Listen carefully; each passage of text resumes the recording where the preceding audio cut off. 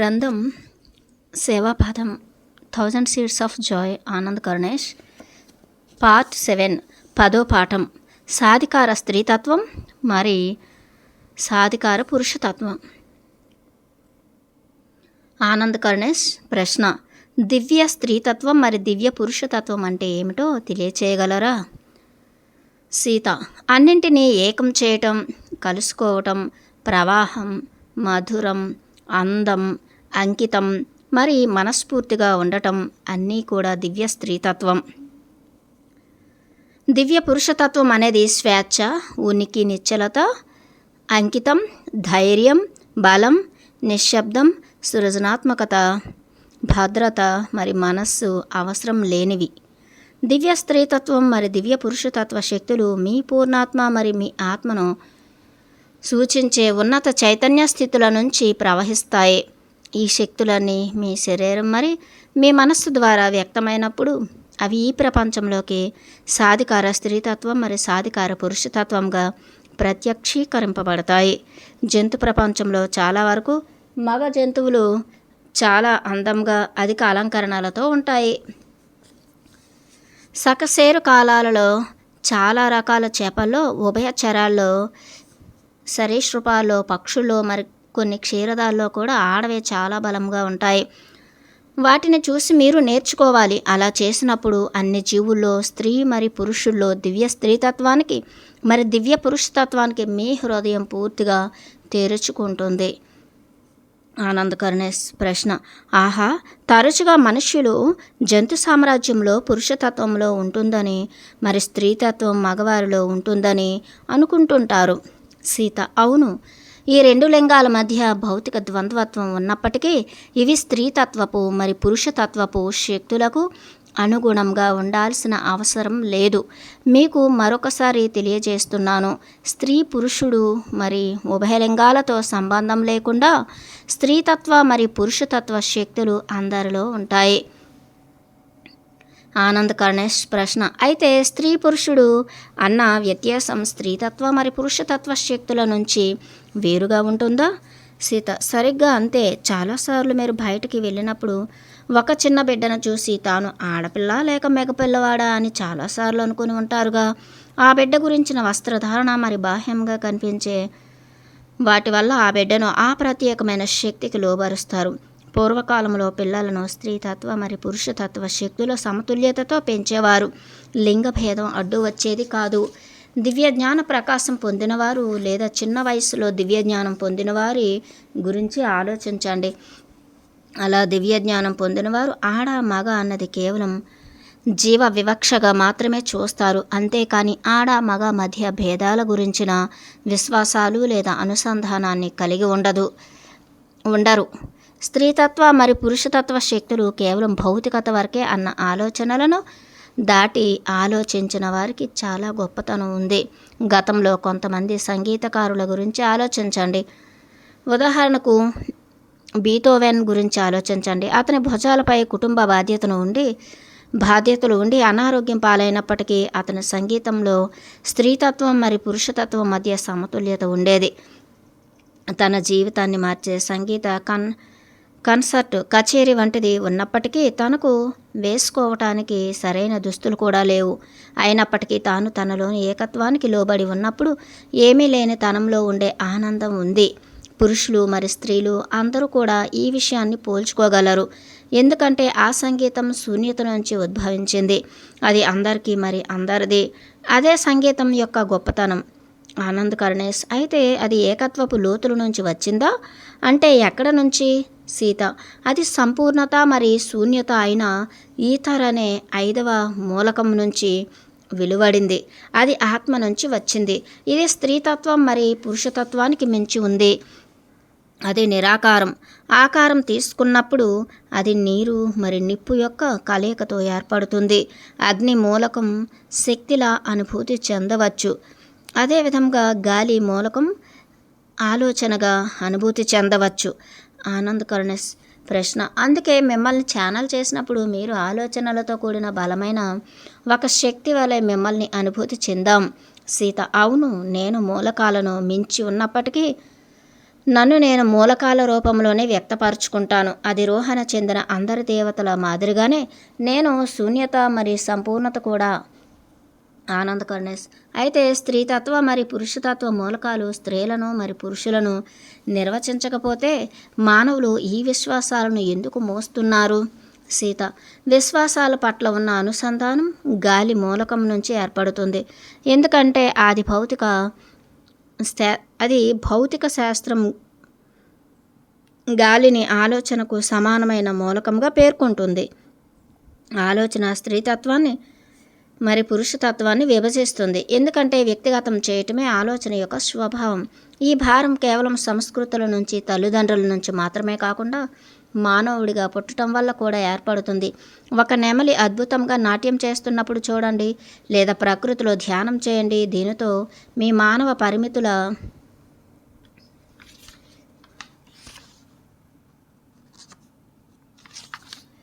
నుంచి మిమ్మల్ని మీరు విముక్తులను చేసుకుంటారు.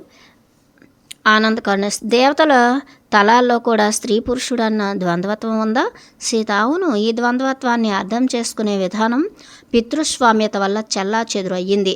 మానవులు దేవదూతలపై కూడా విశ్వాసాలను మోపారు. హాస్యపూరిత నవ్వు. పితృస్వామ్యత అనేది మానవులలో పురుషులు పితృస్వామ్య శక్తికి మరి స్త్రీలు స్త్రీతత్వ శక్తికి అమెరికలో ఉండాలన్న షరతులు విధిస్తుంది. అయినప్పటికీ ఇది అదే విధంగా ఉండదు. అన్ని భావోద్వేగ జీవుల మాదిరిగానే దేవదూతలలో కూడా స్త్రీతత్వ మరి పురుషతత్వ అంశాలు ఉంటాయి. తమని తాము స్త్రీగా లేదా పురుషునిగా లేదా ఒక్కొక్కసారి ద్విలింగులుగా ఏ విధంగానైనా వ్యక్తపరచుకోగల ఎంపిక చేసుకుంటారు. ప్రపంచం మరింత పితృస్వామ్యత వైపుకి కదులుతున్నప్పుడు స్త్రీలుగా ఉన్న దేవదూతలు పురుష దూతలుగా మార్చి చెప్పారు. ఉదాహరణకు గ్యాబ్రియల్ ఒక స్త్రీగా ఉండేది, కానీ ఇప్పుడు అందరికీ ఒక పురుషునిగా తెలుసు. ఊరియల్ కూడా అంతే. వారిరువురు కూడా స్త్రీలే. ఆనంద్ కర్ణేస్. మరి ఆర్కేంజల్ మైఖేల్ సంగతి ఏమిటి? సీత. మైఖేల్ మరి రాఫేల్ ఇరువురు పురుషులే. అదేవిధంగా జోవియల్ కూడా పురుషుడే. ఆనంద్ కర్ణేస్. స్త్రీ మరి పురుషుడు అన్న ద్వంద్వత్వం అన్ని తలాల్లో కూడా కొనసాగుతుందా? ఉదాహరణకు దివ్యత్వ జీవుల్లో కూడా, అంటే దేవదూతలు, దేవుళ్ళు లేదా దేవతలలో కూడా ఈ ద్వంద్వత్వం ఉంటుందా? సీత. ఆత్మ పరిపూర్ణత స్థితికి చేరిన తర్వాత లేదా పూర్ణాత్మ నుంచి వేరుపడకముందు తాను ఏమిటి అనేది తెలుసుకున్నప్పుడు అది తన స్వభావాన్ని స్త్రీగా లేదా పురుషుడిగా చూడదు. ఆ స్థితిలో రెండు కూడా సంపూర్ణ సమతుల్యత చెంది ఉంటాయి. ఒకప్పుడు అది ఏమిటి అన్న విషయాన్ని గుర్తు తెచ్చుకోకముందు ఆ సమతుల్యత మరి ఆత్మ యొక్క ప్రత్యేకత విచ్ఛిన్నమయ్యి వేరే రకమైన ఫలితాలకు దారితీస్తుంది. అది ఆత్మను లేదని భావిస్తున్న ద్విలింగం కాని స్థితికి దారితీస్తుంది. కనుక మీరు నన్ను నేను ద్విలింగమా అని అడగవచ్చు. దీనికి సమాధానం అవును మరి కాదు కూడా. నేను ద్విలింగాన్నే. ఎందుకంటే నా స్వభావం స్త్రీ మరి పురుషుడి యొక్క సమతుల్యతతో ఉంది. నేను ఒక విశ్వాన్ని సృష్టించి పోషించగలను కూడా, కానీ నేను ఒక స్త్రీగా వ్యక్తపరచుకోవడానికి ఎంచుకున్నాను. అన్ని దివ్యత్వ జీవులకు ఇదే విధంగా ఉంటుంది. వారికి సమతుల్యమైన మరి ద్విలింగ స్వభావం ఉంటుంది, కానీ వారు ఏ విధంగా అయినా కూడా తమను తాము వ్యక్తపరుచుకుంటారు. ఆనంద్ కర్ణేస్. అయితే విష్ణు భగవానుడు తన మనస్సులో మీ పట్ల ఎటువంటి లింగ భావన లేకుండా చూస్తారా? సీత. ఆయన నన్ను సంపూర్ణమైన దానిగా చూస్తాడు. హాస్యపూరిత నవ్వు. నా అందానికి మరి ఆకట్టుకునే స్వభావానికి పూర్తిగా లొంగిపోయినప్పటికీ ఆయన నన్ను స్వభావరీత్యా స్త్రీతత్వ మరి పురుషతత్వ సమతుల్యత కలిగిన దానిగానే చూస్తాడు. మా కలిక ప్రపంచంలోని ప్రపంచాలను స్వంతపరుస్తుంది. తన పురుషతత్వ వ్యక్తీకరణ నా స్త్రీతత్వ సంపూర్ణతను ఫలితంగా అందిస్తుంది. మానవులు ఒకరితో ఒకరు మరి దివ్యత్వ జీవులతో కూడా ఇటువంటి బంధాన్ని ఏర్పరచుకోవచ్చు. ఆనంద్ కర్ణేస్. మనం ఏ విధంగా ఏర్పరచుకోగలం? సీత. మీరు కలిసిన ప్రతి వ్యక్తిలో కూడా దివ్యత్వాన్ని చూడవచ్చు. ఉదాహరణకు నేను చెప్పిన దాన్ని సులభంగా ఆచరిస్తుంటే మీరు కలిసిన ప్రతి స్త్రీలో మరి పురుషునిలో నన్ను చూడవచ్చు. మానవులందరిలో లింగభేదం పట్ల ఉన్న తమ విశ్వాసాల మానవులందరినీ లింగభేదం పట్ల ఉన్న తమ విశ్వాసాల నీడతో కాకుండా వారిలో ఉన్న సంపూర్ణతను చూడవచ్చు. ఆనంద్ కర్ణేష్. 2012లో మా తండ్రి గారి మరణం తర్వాత ఆయనలో మిమ్మల్ని చూడటం మొదలుపెట్టాను. నేను ఇలా చేసినప్పుడు ఆయన బతికి ఉన్నప్పుడు కంటే కూడా ఆయనలో ఒక మనోహరమైన స్త్రీతత్వ శక్తిని చూశాను. ఈ అనుభవం తర్వాత మిమ్మల్ని ఇతర స్త్రీలలో మరి పురుషులలో ముఖ్యంగా ఎక్కువ పురుషత్వం కలిగిన ఉన్నవారిలో మిమ్మల్ని చూడటాన్ని ఊహించుకోవటం మొదలుపెట్టాను. ఈ ఊహ తర్వాత వారందరితో ఉన్న బంధంలో ఏదో లోతైన మార్పు వచ్చింది. సీత: మానవులందరిలో దివ్య స్త్రీతత్వం ఉందని మీ ఎరుక మీకు లోతైన స్వస్థతను చేకూర్చి మీ ప్రపంచాన్ని ఒక సున్నితమైన దయగల ప్రదేశంగా మార్చింది. ఏదైనా తన వ్యక్తీకరణ కానీ సంపూర్ణ స్థితి అనేది స్త్రీతత్వం. ఏదైనా తన వ్యక్తీకరణ కానీ సంపూర్ణ స్థితి అనేది స్త్రీతత్వం. అదేవిధంగా వేర్పాటు చేసి వ్యక్తిగతం చేయటం పురుషతత్వం. అందరిలో నన్ను చూసినప్పుడు మీరు సంపూర్ణతకు జాగరూకత చెంది మాలో కలుస్తున్నారు. ఆనంద్ కరుణేష్: ఓహ్, నిజమా? ప్రతిదీ తన సంపూర్ణ స్థితిలో స్త్రీతత్వమా? సీత: అవును. అయితే పురుషతత్వం ఏమిటి అని మీరు అడగవచ్చు. ఉనికి మరిన్ని క్లిష్ట స్థాయిల్లో పరిణామం చెందుతున్నందున పురుషతత్వ శక్తి ప్రతి అడుగులో స్త్రీతత్వం నుంచి మనస్సు సహాయంతో ఏర్పడుతోంది. అయినప్పటికీ ప్రకృతిలో చాలా వరకు మనస్సుకి స్థానం లేకుండా స్త్రీతత్వంగా కొనసాగుతోంది. ఉదాహరణకు జంతువులు అన్నీ కేవలం శరీరం మరి ఆత్మగా మాత్రమే జీవిస్తాయి. అందువల్ల అవి చాలా వరకు స్త్రీతత్వంగానే కొనసాగుతాయి. వృత్తాకారంలో గూడు ఏర్పరచుకుంటాయి లేదా నేలను తవ్వి వృత్తాకార కన్నాలను ఏర్పరచుకుని జీవిస్తాయి.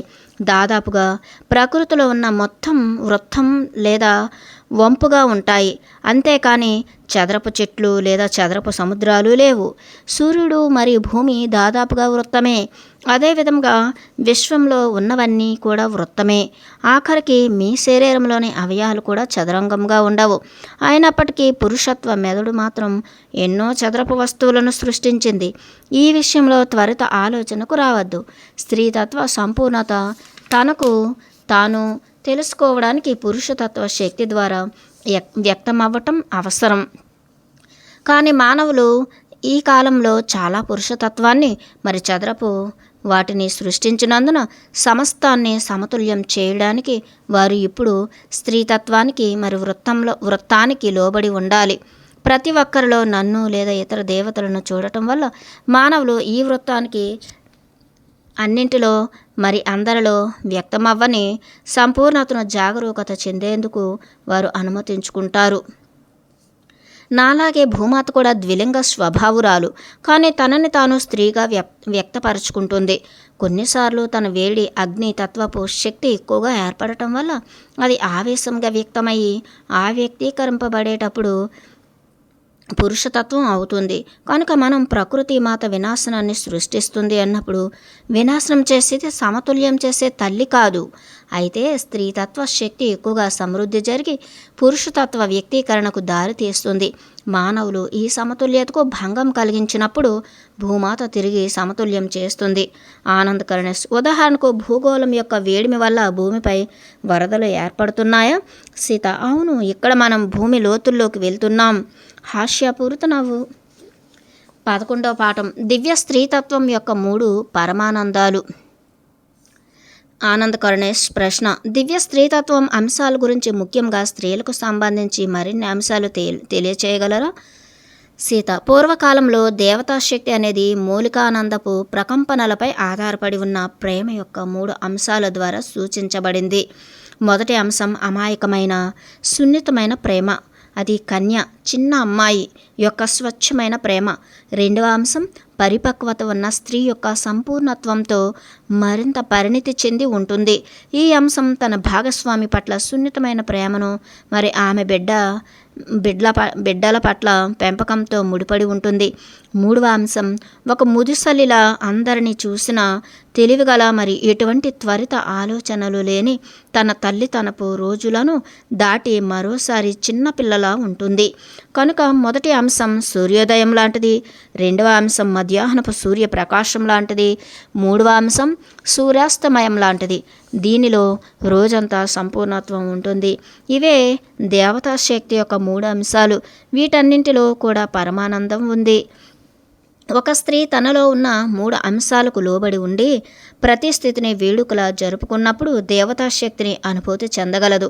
మొదటి అంశాన్ని పూర్తి స్థాయికి పెంచటం వల్ల చిన్న అమ్మాయి తన శక్తిని సున్నితత్వం నుంచి పురుషుడిని ఆకర్షించడానికి లైంగిక శక్తిగా మార్చుకుంటుంది.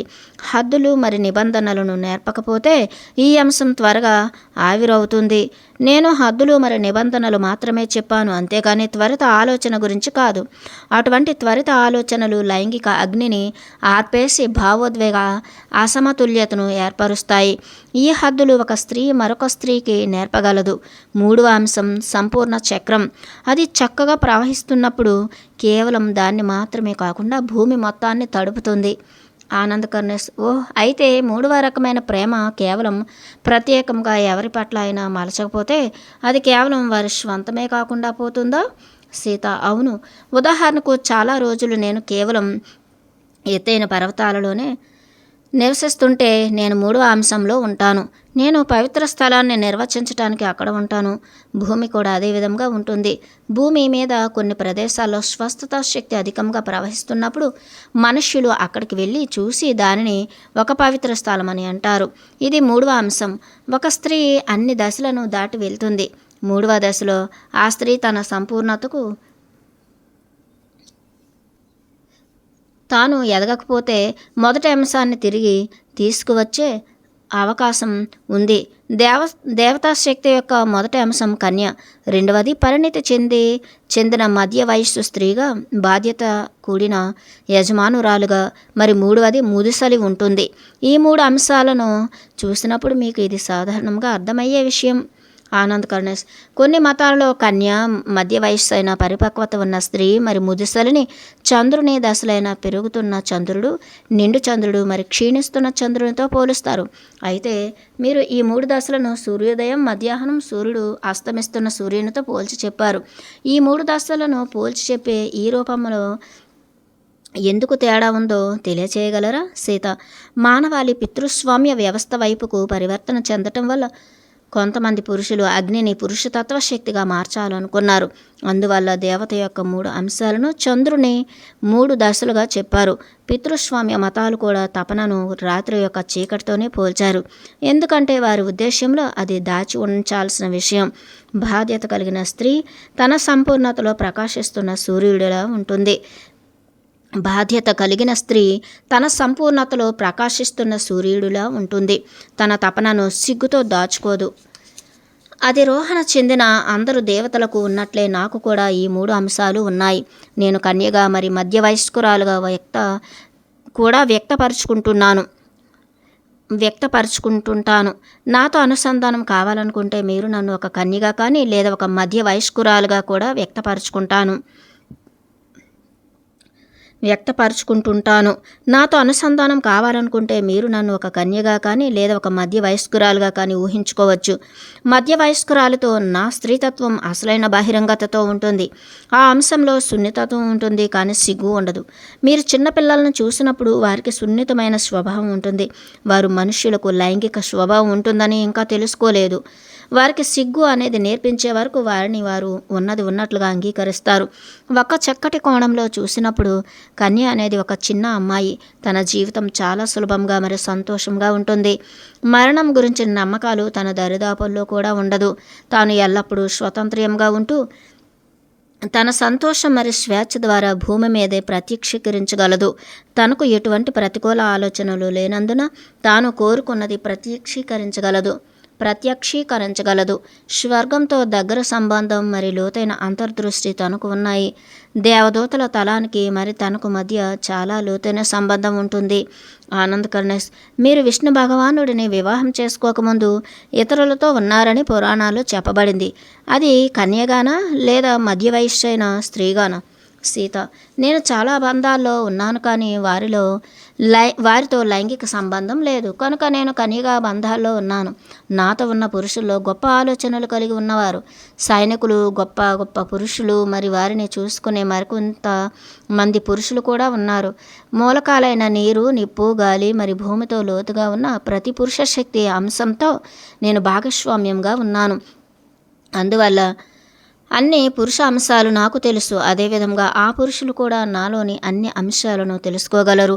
పురుషుల యొక్క అన్ని అంశాలను పొంది అందరి మంచిని దృష్టిలో పెట్టుకుని కావలసింది ప్రత్యక్షీకరించుకోవచ్చు. ఇదే ఒక స్త్రీకి నిజమైన గర్భధారణ.